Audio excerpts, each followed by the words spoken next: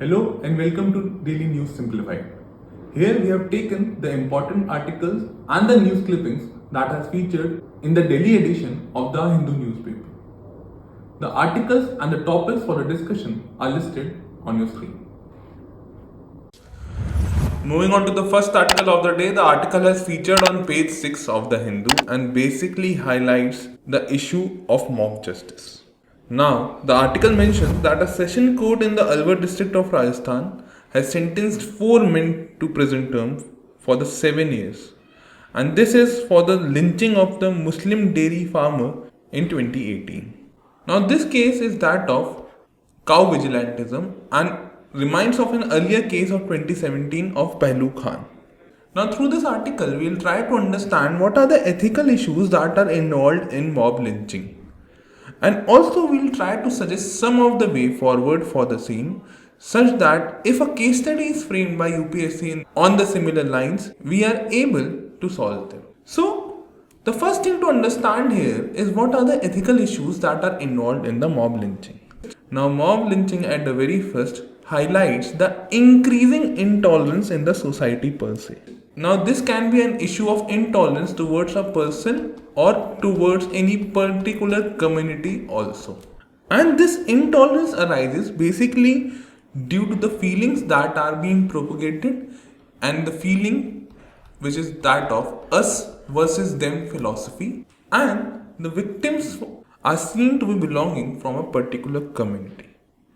This intolerance also highlights the superiority that people belonging to a particular community may have from the other community, and generally indicates a decline in human value and the importance of human life. The second ethical issue that this case highlights is the lack of empathy. Now, there is a general lack of empathy. This is because mob lynching involves violence against a person, and this shows that a man has lost empathy against the fellow citizens.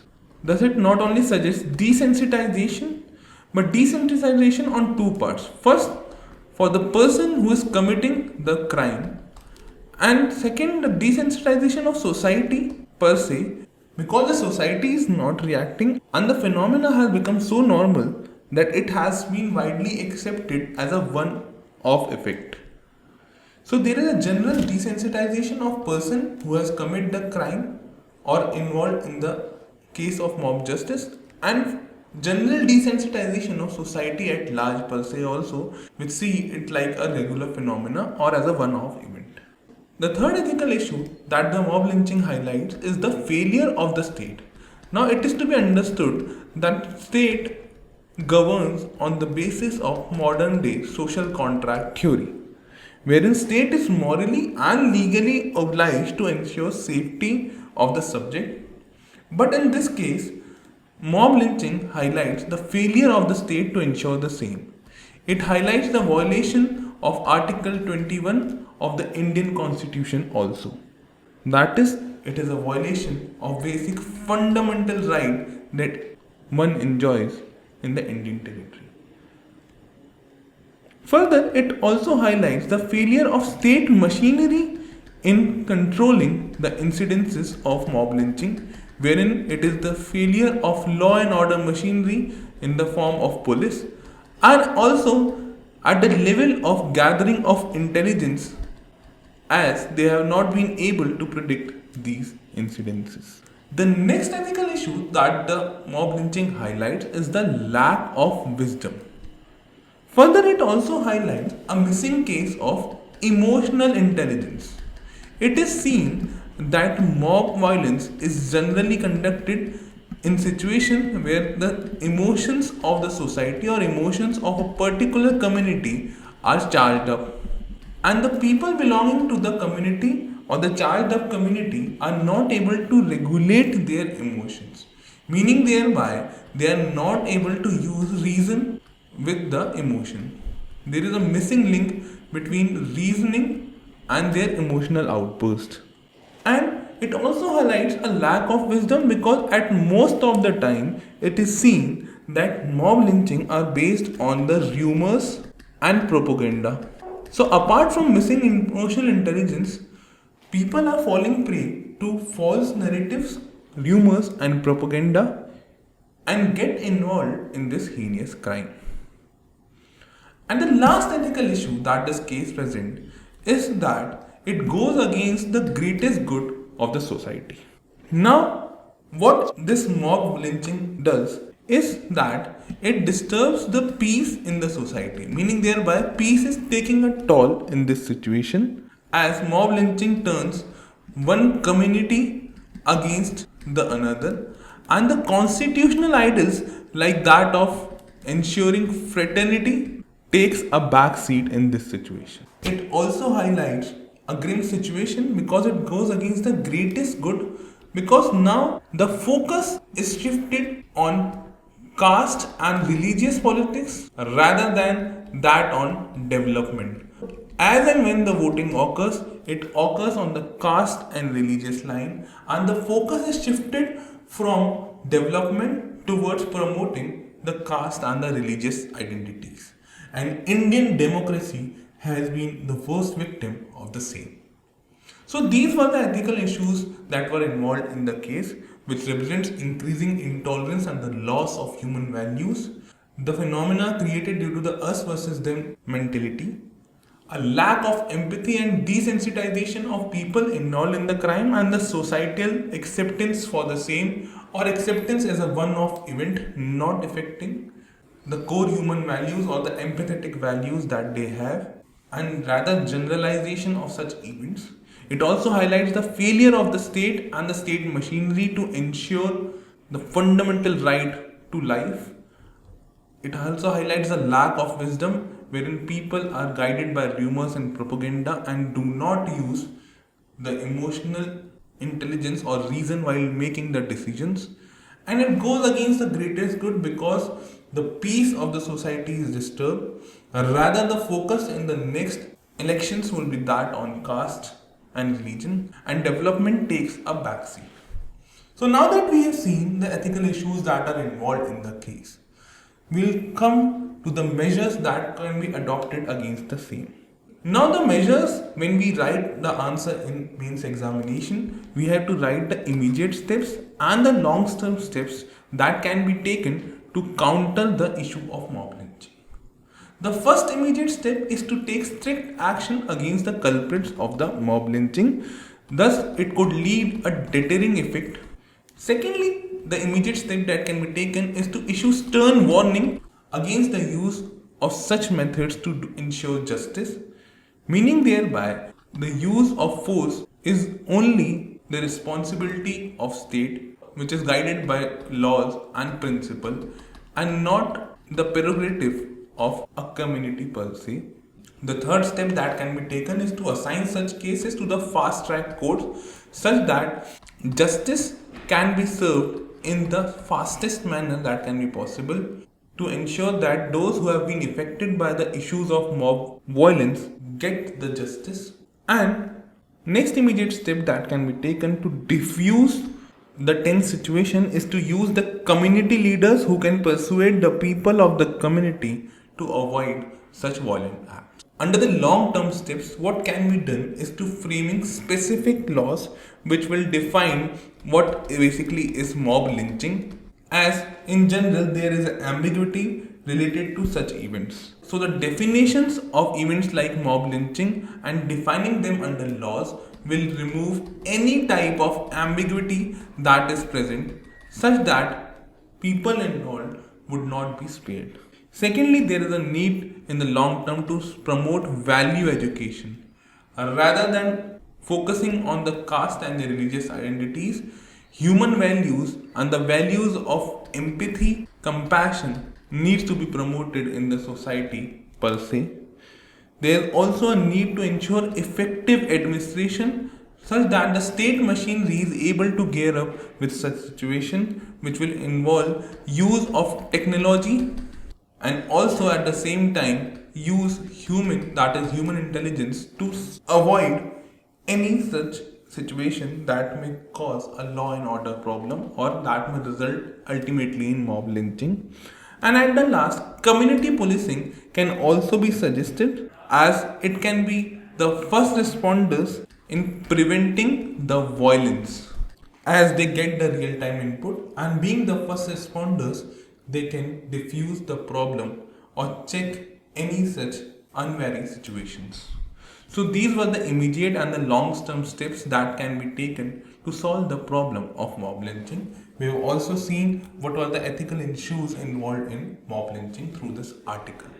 Moving on to the next article of the day, the article is featured on page 9 of the Hindu and basically talks about the Indus Water Treaty. Now the article mentions that the Union government has instructed the officials that are working in Jammu and Kashmir to scale up the efforts for better utilization of countries' right under the Indus Water Treaty, and it particularly talks about the three rivers flowing through the Union territory. The article also includes that a notable progress has been made on several fronts, and the emphasis has been now laid on completing the works on all the Indus Basin projects in a timely manner such that India can utilize its rights under the Indus Water Treaty to full extent. Now this topic is important from the General Studies 2 perspective and also can be asked in the prelims examination regarding the facts of the Indus Water Treaty. Now GS2 syllabus talks about the international relation, and under that it talks about the bilateral relations, and the bilateral relation between India and Pakistan is one of the most important topics that can be asked. And under the bilateral relationship between India and Pakistan, the topic of Indus Water Treaty is of considerable importance. Now, during this discussion, we will try to understand what basically Indus Water Treaty is, what are the rights that are guaranteed to India under the Indus Water Treaty, what is the mechanism of operation of Indus Water Treaty, and at the last we will try to understand whether there is a need for the review of the Indus Water Treaty or not. So, Indus Water Treaty was signed between India and Pakistan in 1960 with the help of the World Bank, which is also a signatory to the treaty. And Indus Water Treaty divides the water of Indus and its tributaries into the eastern and the western rivers, wherein the western rivers, which includes Indus, Jhelum and Chenab, goes to Pakistan, and the eastern rivers, which includes rivers like Ravi, Beas and Satluj, goes to India. The Indus Water Treaty also explains that both the countries are given the freedom of certain uses on the rivers that are allocated to them. For the case of Eastern River, which is the Ravi, Beas and Satluj, India has been given unrestricted usage, whereas in the case of Western rivers, there are certain areas where India can also use the water of the western rivers, which includes Indus, Jhelum and Chenab. Now we will try to understand what are the permissions that India has been granted for the use of waters of the western river. Before that, the last thing to understand here is that the total area of the Indus Basin is 11.65 lakh square kilometer, and it falls in the countries like Pakistan, India, China and Afghanistan also. Now moving on, that what is allowed for India to use the water of western rivers, which include the rivers like Indus, Jhelum and Chenab. Now India is allowed to make some use of water for the purpose of domestic use, and it includes activities like drinking, washing, bathing, sanitation, etc. The second thing that is allowed to India for the western rivers is the non-consumptive use. The non-consumptive use meaning thereby the waters of the western river can be utilized for the purpose of navigation, flood control, fishing, wildlife, transfer of floating of timbers, etc. Apart from this, India is also allowed to use the water for the agricultural purpose from western rivers also, and the use of water will be for the purpose of irrigation. But there is a catch here. Now, India is allowed to take the use of western rivers for the purpose of irrigation under the agricultural use, but this irrigation is not allowed or does not include the irrigation of household garden or for the purpose of public recreational garden. At last, India is also allowed to use the water for generation of hydroelectric power. So if anyone asks us that whether the waters of western rivers, that is the Indus, Jhelum and Chenab, is allowed for hydroelectric power generation, then the statement is correct. But it is to understand here that this hydroelectric power generation should be produced from the run of the river project and not from large river water storage project. So this is to understand that hydroelectric power generation is allowed, but only for the run of the river projects and not for the large river water storage project. Now the next thing to understand here is how the Indus Water Treaty works. Now Indus Water Treaty works by establishment of a permanent Indus Commission. Now this Indus Commission is a way of cooperation and information exchange between the two countries. And this cooperation and information exchange is with regard with the use of the river. The second thing that functions under the treaty is the dispute resolution mechanism under the treaty. Under the dispute resolution method, the questions related to the treaty are handled by the commission. The next in line after the question is the differences, and these differences are to be resolved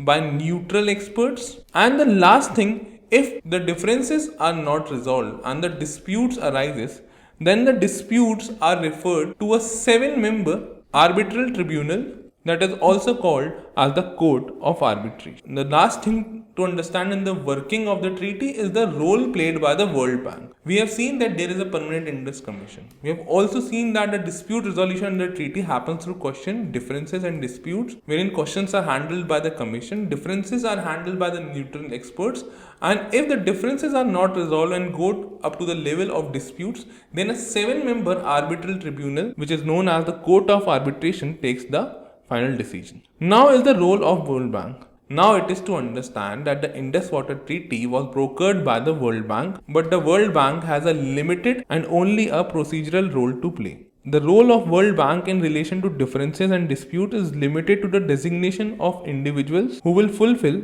the functions. And in the past also there has been many differences and disputes under the treaty. For example, the disputes that were in news were like the projects on the Kishanganga River, which is a tributary of Jhelum River, the disputes regarding the Rattle project, which was located on the tributary of Chenab, or the concerns that were raised by India in the case of Fazilka drain. Now that we have discussed how the treaty works and what basically the treaty is, we'll try to understand what are the issues that the treaty faces. Now the issues that the treaty faces is faced by both the countries, that is both by India as well as by Pakistan. The first issue is that the treaty prevents storage projects by India.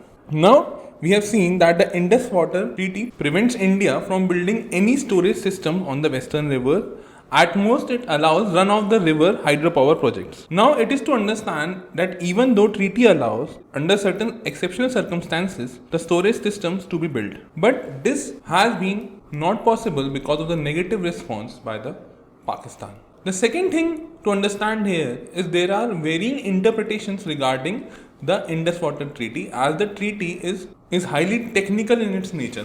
And due to the issues of technicality, it leads to divergences in the understanding between the two countries and in the interpretations of the treaty, which further create challenges for both the countries. And the last issue that the treaty faces, like the other aspects of Indo-Pakistan relation, is the deep level of political mistrust that exists between the two countries. Now, India wants to make maximum utilization of the breathing space that it has been provided under the Indus Water Treaty, which includes the utilization of the western rivers also. But due to the deep-rooted hostility between the two countries, Pakistan is apprehensive of any move that India takes and calculates the moves that have been made by India and blocks them on the technical aspect ground within the treaty. Thus, the deep level of political mistrust that exists between the two nations further hampers the smooth functioning of the Indus Water Treaty. This brings us to the last question, that whether it is the time for the review of the Indus Water Treaty or not. Now, the Parliamentary Committee had raised variety of issues, and the Parliamentary Committee exclaimed that India has underutilized the waters of the western rivers even for the irrigation purposes that is provided for in the Indus Water Treaty. The Parliamentary Committee also recommended that government should necessarily examine the feasibility of the provisions under the Indus Water Treaty so that the full utilization of waters in eastern as well as the western rivers can take place. It also recommended that there is a need for re-indulgence and renegotiation of the Indus Water Treaty in the aspect of the storage system that are to be allowed, that is the heavy water storage system, to be created by the Indian side on the western rivers, which are currently permissible only under certain circumstances but has been blocked by Pakistan. And finally, the treaty needs a review because Indus Water Treaty was signed in 1960. The treaty was signed considering the perspective of nations, which was confined to at that time for river management and the usage, and involved primitive issues like that of construction of dam, barrages or canals. But today the things have changed. Now the demand and the challenges due to climate change, global warming, and the general environmental degradation and the concepts like environmental impact assessments need to be brought in under the principles and the minutes of Indus Water Treaty. So, in this view, we can say that there is a need to renegotiate the treaty to establish a institutional structure or to incorporate a legislative framework to address the impact of climate change on the availability in the Indus Basin and the other challenges that the Indus Water Treaty faces. So with this, we have discussed what basically is the Indus Water Treaty, what is the distribution of rivers in the eastern and the western parts. We have also seen what is allowed for India regarding the western rivers, the working of the Indus Water Treaty, and whether there is a need for review or not for the same. In our discussion, we have also seen the issues of dissatisfaction that has been plaguing the working of Indus Water Treaty. Moving on to the next article of the day, the article is featured on page 10 of the Hindu and basically talks about the Gaganyaan Mission of the ISRO.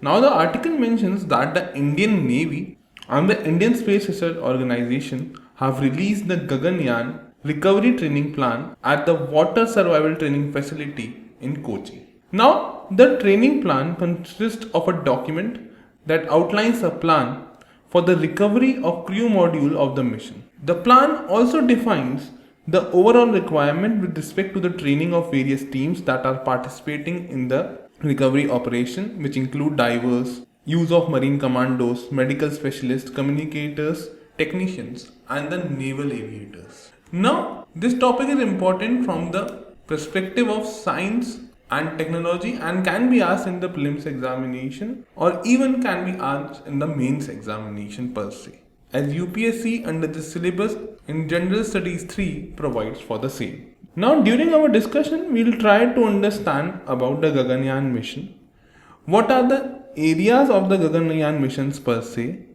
and what will be the critical components of the Gaganyaan mission.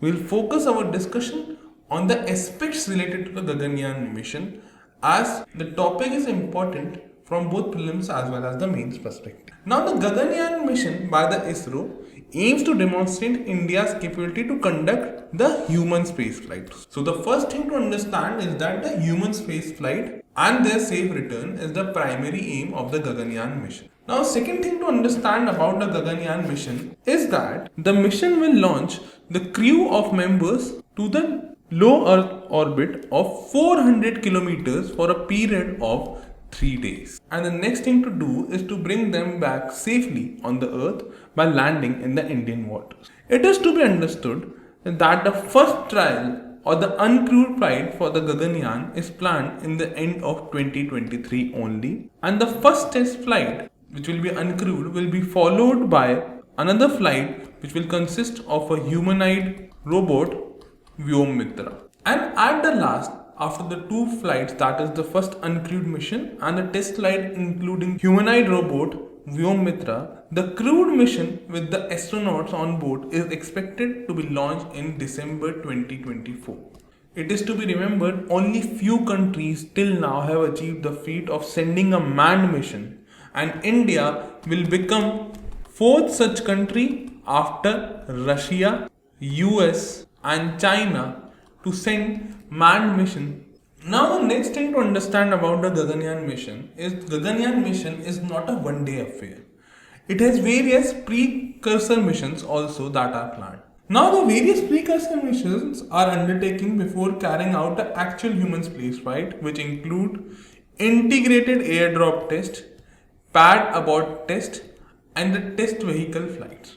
Now the integrated airdrop test will include the test of a simulation wherein the different failure conditions of the parachute system will be accounted for. Now this mission is designed to test the capability of the crew module's parachute system to handle the atmospheric stress.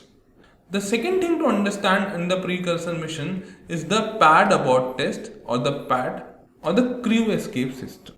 Now, basically this is a emergency or accident avoidance measure which is designed to quickly get astronauts and their spacecraft away from the launch vehicle if in case malfunctions occur. And ISRO had already completed the first successful flight of the pad abort test. So we have seen that various precursor missions are also included, which includes the integrated airdrop test, which is basically a parachute stimulation drop system, and the pad abort test, which is related to the malfunction and the procedures in the emergency situation. Now, the next thing to understand about the Gaganyaan mission is the critical components of the Gaganyaan. The first critical component of the Gaganyaan, like any other space mission, is the launch vehicle. And the launch vehicle that will be used for the purpose is GSLV Mark III, which is also popularly known as Launch Vehicle Mark III or LVM3. Basically, this LVM3 is a 3-stage heavy lift launch vehicle which consists of solid stage, the liquid stage, and the cryogenic stage as the third stage, and is developed by ISRO. The next is the pad abort test or the crew escape system that we have already discussed. The third is the crew module atmospheric re-entry technology or the CARE. What basically this is, this technology focus on the re-entry. When the satellites or the normal satellites are launched, they are meant to remain in space. But in the case of manned missions or the manned spacecraft, they need to come back. And while the re-entering of these manned spacecraft, Earth atmosphere and the spacecraft, and while re-entering the Earth atmosphere of this manned spacecraft, the spacecraft needs to withstand very high temperatures that will be created due to the friction. And thus, a prior critical experiment was carried out way back in 2014 when the CARE or the crew module atmospheric re-entry experiment was successfully demonstrated. And it was concluded that this system could survive the atmospheric re-entry or the high temperatures that will arise due to friction. And the last critical component of the Gaganyaan mission, apart from launch vehicle, pad abort test, and the CARE, is the environmental control and the life support system. Because the crew module that will be carrying humans have to have suitable conditions which are necessary for their survival. And thus, the ECLS will guarantee that there is a steady pressure, controlled temperature and humidity, life support measures like managing parameters like fire detection and suppression, and removal of carbon dioxide and other harmful gases if they are present. So with this we have discussed the critical components of the Gaganyaan mission, ranging from launch vehicle to the escape system with CARE, that is the re-entry technology, and the environmental control that will be required for the same purpose. We have also discussed what basically is the Gaganyaan mission and how India plans to become the fourth country only after Russia, USA and China to adopt the same to conduct a manned mission by December 2024.